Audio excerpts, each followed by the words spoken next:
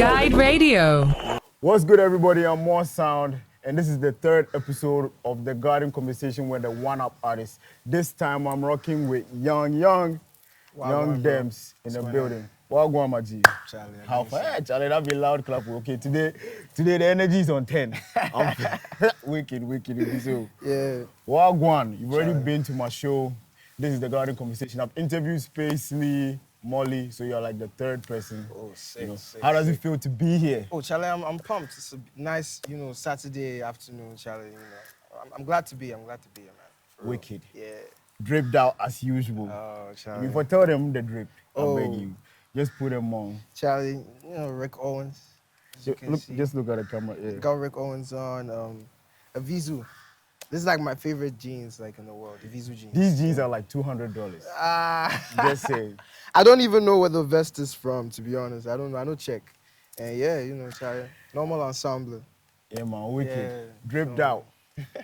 Yeah, man, so I'm looking forward to this conversation. Two producers. We're gonna see how far this goes. Yup. So I'm gonna start with, where are you from? Where are you originally from? Oh, I'm from Tema. I'm a Tema boy, born and bred. Okay. I know a lot of people have questions about like my nationality. But, Yeah. Yeah, but I know I'm a Ghanaian. Like, passport is Ghana. Okay. But I moved. And both parents are Ghanaian? Yeah, both of my parents are Ghanaian. Like, Okay. So my dad's in LA, my mom's a Krobo. Like, yeah, Okay. But I moved around a bit. So obviously, I've seen some other cultures. So sometimes I know they behave too Ghanaian. Too- So, yeah. So people like- always get confused. I like yeah. that explanation. So you see the girls going to tell you be DB. Yeah, in Ghana, like Yo. if you don't move like how people typically move, then you Yeah, get they that. talk say you be You DB. Yeah, DB. Charlie. So you get that a lot. Oh, all the time. Yeah, man. All the time. But Charlie, what can you do? I mean, it is what it is. So, yeah. So where have you been though? You said you've moved around a lot, so you don't really act like a Ghanaian. Where have you been to?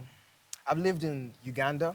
I Okay. stayed there for a couple of years because my dad, his job required him to move, and he just wanted to take the family. Okay. And then we went to Zambia. I was only there for a year. And, Zambia. So from Uganda you went to Zambia. Yeah. Okay. I was only there for like a year, and my parents shipped me back to Ghana to do boarding school. Yeah. But I've stayed in London, from time to time, like a Like couple of vacation. months or a couple of weeks at a time, because I've got family there, so I love to go see them.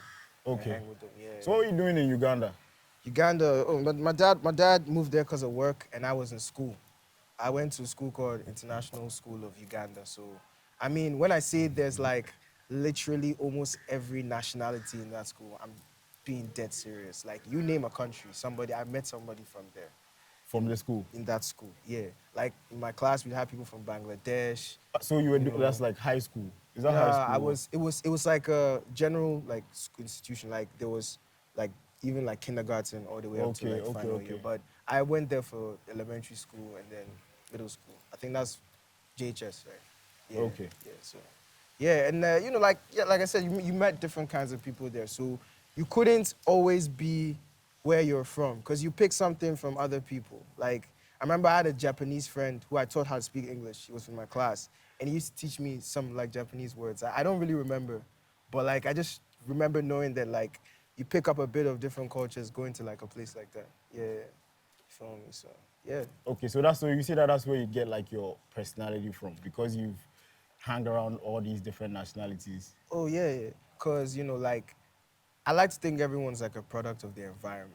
Okay. Based on the place you're from, that's how you grow, or that's how you see the world. So like I think seeing the world through like about 100+ countries is Gives you a the different reason why. scope. Yeah, I am the way I am. I mean, So, I yeah. hear that when I listen to your beats, Like Oh, yeah. When I listen to your beat, like something like Baajo. I was listening to Baajo yesterday, and I was like, bruh, cause I watched yesterday. I watched the video that we made this past week, where you were saying that when you guys were making Baajo, you guys wanted to make a banger. Yeah. So so like, I was sitting down listening to the song. Okay, so this is what Yung D3mz feels like it's a banger. I was listening to it. I was like, bruh, this thing, the guitar in it sounds like like the person came from Mexico, and then the drums are like very Afrobeatish Nigerian. So like yeah. I get that. I get the whole fusion Yeah. of all your different elements. I Yeah. hear it in your music, not just like your personality. And I think it's I think it makes your sound special. It doesn't sound your sound doesn't sound. Yes, it's not too Ghanaian, but it's still Ghanaian. You Yeah, get what I'm saying? yeah. I feel like it gives you a certain edge over the rest of the producers in the Yeah, game. that's real, bro. What would you say gives you the edge? Not what I say. What do you think makes you different? What do you think is like your signature thing in like your production My signature that you thing. always do? You know? I think for me, it's just like I always try to add something that wouldn't sound that isn't regular to the sound I'm working with. I always try and Okay. bend the rule, you know, like you said, Okay. even with Baajo, like I know that those guitars, upon most producers hearing that guitar, wouldn't pair with the drums that I did.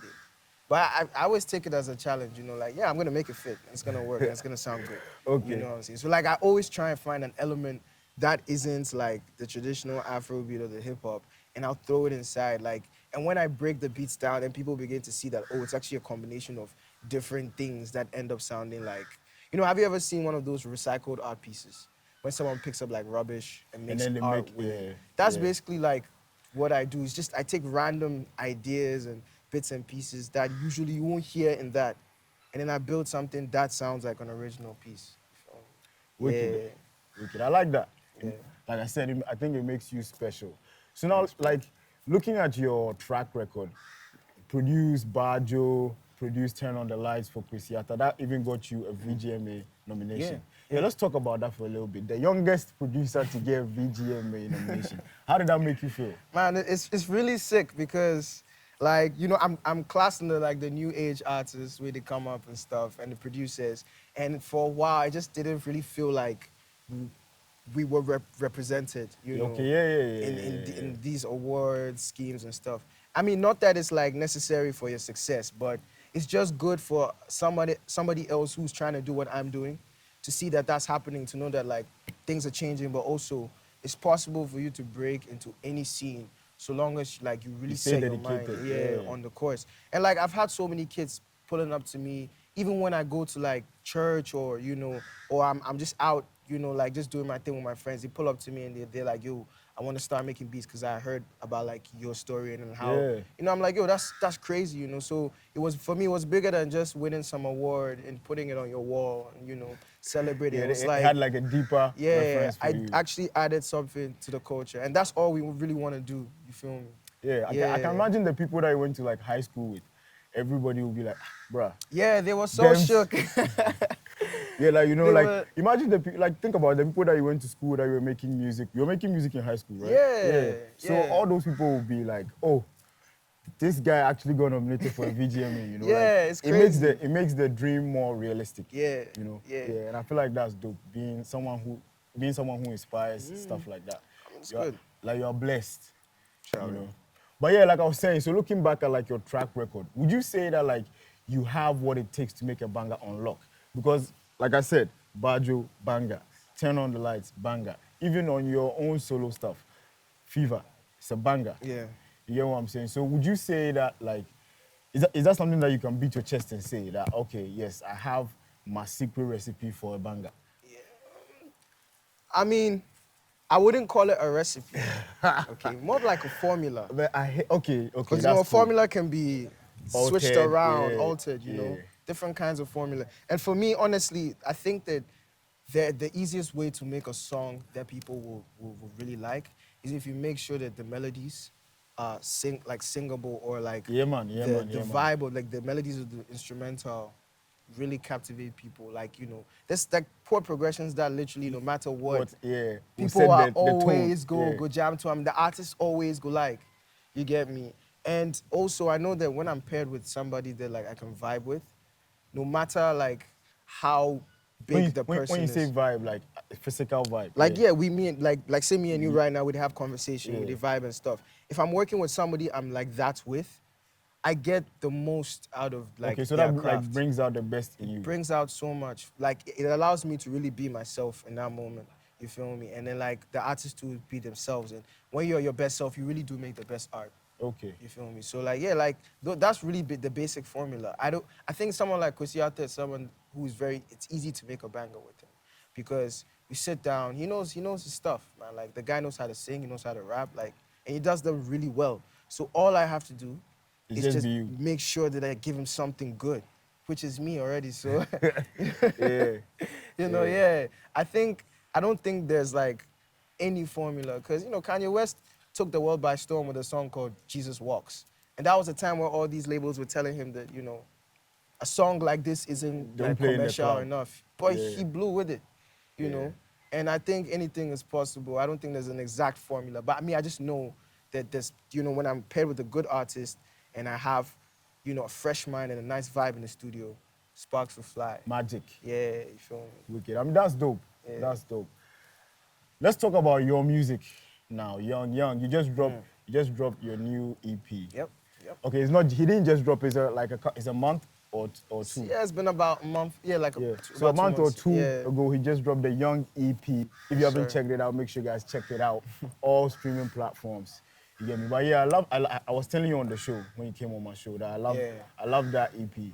I was telling you that the sound, when I listen to the sound that's on the EP, I don't want, you see, like, I don't hear that here. You get what I'm saying? That's what I was telling you, that I don't, not like I've not heard this kind of music before, right? Yeah. But from here, from Ghana, I don't get this kind of vibes or these melodies or even people using the productions that you chose to use, Yeah. So I really like it's like a breath of fresh air. That's how they say it, right? Like, Wow, Charlie. Damn. I don't, bro, don't be, I mean, I don't like this humble Oh, stuff, nah, it's just bro. like, it's still always good to hear that stuff, because, Charlie, like, sometimes people, they even shy to tell you these things, like, in person. Oh nah, So like it's dope. I feel like it's the real vibe. Oh, know, yeah, like, Charlie, I appreciate that, for real. Coming like from producer to producer, like I listened to the EP, I was like, okay, like so yes, I listened to it. I could tell that okay, maybe I could tell I see your style more evidently. You dropped your other tape, Girls Like You, with Boy and yeah, Uche. yeah, and that was the first time I listened to a tape of yours. When I listened to that tape, I couldn't really put my finger on what like your style was. Yeah. I don't know if I'm being free, right? Oh, yeah. I could hear a little Rema, I could hear a little, I all mashed up in your style. But then with the Young EP, I don't get that. You get me? Like I could tell that okay, yeah, now you're on top of your game. Yeah. Like Young D3mz knows what he's doing. Like you know the message that you want to bring. That's the vibe I get from the EP. I love the production choices. You produce any other songs? Yeah, I produced Carolina. Okay, Yeah, I produced Carolina. That was the only one I produced on the tape. Everything else, to be honest, I wanted other producers to handle it this time, Why? because I had a streak where I was producing a lot of music for myself. Okay. And I thought that a lot of that music sounded really good, right? But it also sounded very similar. Okay, it's crazy that you should mention that, right? Yeah. So I've been myself, I've been making music myself, right? Yeah. And just yesterday I had a session with Talat, and I was playing him my music, and he was telling me that he liked one of the songs so much that he wanted to even jump on it, right? And he was telling me that he really likes my songs, but he did feel like I played him a bunch of my songs, right? And he told me that he felt like it's all giving him the same vibe, and that he felt like I should like work with another producer. So it's crazy, because so far I've been producing for myself. You get me? Like I feel like it's not right now. I need to put stuff out, and then so it's not now I'm coming to ask Young D3mz for a beat, and then Young D3mz gonna think about what's Moor Sound style like. You get me? Like I feel like I need to put out music so that when I'm talking to producers, it's simple. Everybody knows what time it is. You get me? So you feel me? So yeah, I've been producing for myself, but then I got that comment. So it's funny that you should mention that, like you were also doing that. Yeah. And you felt like it was. Yeah. I mean, that's actually the reason why we did Girls Like You, because I wanted to be able to try branching out and see how it works. So, because I sent the demos to my guys, Boy and Uche, like of stuff I'd recorded, and they were like, yo, all your stuff sounds great, but you need variation Yeah, man, to show wicked. people that, you can do more. Real talk. You feel me? And then so that's why we actually worked on that tape. So we gave ourselves like 2 to 3 weeks. Boy and Uche them just send beats, and then we'd record. And I was guided based off of their production. Because, at the same time, even if you do have your own style, there are moments in your career where you will have to work with people based on some, some circumstances. And you have to fit to their vibe. Yeah. You should be able to, be like a chameleon on the beat. So how would you say working with like a different producer, how did that add to your sound? Do you feel like that brought a whole different side of you? Yeah, it did. It did. And it was very clear because the thing is like, yo, I'm so used to working by myself. You know, I have my little cave that I just hide in. I have my book that I write in. Like, it's just me and my computer, the mic and the monitors, nobody else. But then when you bring other people into it, you bring other people's ideas as well. Yeah. So it's like, it's a nice mixture, Charlie. You know what I'm saying? Like, Yeah. everything will sound a bit different. And you're forced to do something new. Like when I was working with Boy on Anita, he told me that he envisioned hearing Arabian like music, you know, as Afro beats. And he was exploring that. So me and him both spent like, you know, we saw this playlist by Hamatan Rain, and it was Moroccan music. Yeah. I've seen, sounds from the north or something like that. Exactly. Sounds from the north. And we listened through. I listened through extensively because I wanted to. I wanted to understand, you know, that soundscape. You know what I'm saying? I wanted to vibe because it was a challenge for me. I never sang anything that sounded Indian or is from Morocco, or is from Algeria. So I went to go venture, and Boy sent the beat over, and I had the knowledge to kill it, you feel me? But it was a challenge because I never do them before. But it brought out a whole different side. Yeah, it brought a side of me that I didn't think I could even do.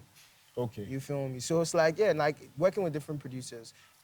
It's also something that some of my role models and some of the people I look up to have done, you know. Someone like Kanye, regardless of him being like one of the greatest producers of our generation, he actually did work with other producers. So many others. So many, like almost every song, he'd actually bring someone else to add their input. Because, you know, everyone has their special sound. You want to tap into that too. You know, I feel like that's the genius of like a producer though, like tapping into things. Yeah. I feel like artists don't really have that like producers do. Yeah, artists like to work with two producers, close team. But nah, producers are like, Charlie, yo, that guy in the corner, do you want to add something? You feel me? Something small from here, something small from here, something small from here. Like, fully open. I'm not really good at working with other people when it comes to music. I won't even lie. But of late, I've been trying to, you know, like, yo, bro, you get any ideas? You got any vibes for me? Sometimes I don't really like to write with other people. But, you know, occasionally, I might ask for some lyrical help, like for a line or a bar or something, you know. I don't mind, because, Charlie, everybody's ideas can help make the song great. So, yeah. Okay. So going back to Young AP, right? Yeah. Who else did you work with? Did you work with Boy the Genius and Uche again? No, actually, I did not. So who do you work with on Young? I work with Baajo Sound. Okay. DJ Kwesi, who I work with quite closely. We have a lot of records together. Reezy. Reezy Beats, that's the bro. Yeah, Reezy 808, that guy's crazy, he's good, he has so many good beats. And Young Shadow, my boy Young Shadow. Young Shadow is like a prodigy, man. He's like, I think he's like 17 now. 17? 17 or 18. He has records with Trippie Redd, Chance the Rapper, Octavian. When did he start producing? So Young D3mz, when did you start producing? When did you actually start producing? Because if I look at your age right now and what you've been able to achieve, is crazy, you know. When did you start producing? As for making beats, I've been interested in making beats since I got like, you know, technology in my hands, like an iPad or anything. Like any chance I get an app to download to make beats, you know, I always do. And I started that maybe when I was like 14-ish. 14. But I wouldn't say crazy. I started like producing, because you know you're using apps, so sometimes it's pre-made loops. Or, you know, so you were interested in all that stuff. From that age I was very interested. But you know, I kind of hid it, because at that time it seemed silly. You know, like I didn't know the potential I could wield with it. But then I started producing properly. 2016. You were in high school. Yeah, I was still in high school. You know. I think what sparked my interest was the Christmas of 2016, December. I went to London for 2 weeks, and I remember that time I'd grown a bit more from the last time I was in London, so I took a little bit more notice to music and sound in the area, and you know, London there's a lot of electronic music there, so it intrigued me. So I started to explore it. You know, I grew my producing in those 2 weeks. Then a whole year of playing with FL Studio. So so after that, then you downloaded FL? Nah, it was like I downloaded FL like before that, and before then, that. But that trip really like piqued my interest heavily. Okay. Like, yeah, so after that you were like, okay, I have to figure this out. yeah, I have to figure this out. Okay. Yeah. So would you attribute your success, like, okay, I don't want to say quick because everybody's gone through their own personal stuff to get to where they are, right? So Yeah. I won't say quick, but would you attribute your success to like the fact that we are in a more like in a technological age and like stuff came simpler to you? Oh, I mean, yeah, I mean, I guess that obviously my come up has not been too bumpy. Yeah. And I guess it's because, yeah, you know, like the tools today yeah. really enable like young bloods, young cats all over the world to just make music on the go. We can make music in a car seat, you can make music on the train, you can make music from your bed, you know. Things are easier, so it's like there's not really much of an excuse. I used to make beats on my phone. Yeah, so that's who you are. Yeah, you know, music. Okay, that's what's up. That's what's up. So do you think you're gonna ever change your name from Young D3mz? You know, are we gonna get like older D3mz, or we're just gonna get D3mz? Oh, I mean, as for the name change, I've had this question a couple of times, and I always tell people that I'm not really sure what the future holds for my name, but it looks like it might change though, because I'm hyper creative. Like I'm always coming up with too many ideas, and it just feels like in the future I might try and do something new, because I believe in growth, and you have to mark that growth by something, you know. You know, it's very important, like you symbolize it. So who knows? Maybe I might change my name. Old D3mz. I don't know. So still on the topic of the future, Yeah. where do you see yourself in like the next 5 years? Like where do you see Young D3mz in this music space? What do you see yourself doing? Superstar. Superstar. Super creative. I mean, superstar is sort of like Yeah. vague. Oh, nah, like global superstar. You know, like all over, everywhere, spoiling there, raising this country's flag proudly. You know what I'm saying? That's the plan. Through That's the music. mission. Okay, so Oh, not just through music. I mean, okay, guys, so it's been Moor Sound made it bang, and Young D3mz, our new one-up artist of the month. We've been talking about his life, his musical experiences, his journey, and what he hopes to achieve in the future. You got any last words for them, Young D3mz? yeah, Charlie, big up everyone who's been supporting me. And, you know, it's been a pleasure coming here and chatting with you, Charlie. Yeah, man. My brother. Real talk. Killer Kestro. And, you know, I'm excited for the future. I'm hoping that my fans are going to hear way more stuff. All the crazy projects we're working on, Charlie. Just keep an eye out. Yeah. Wicked. We out. The new wave.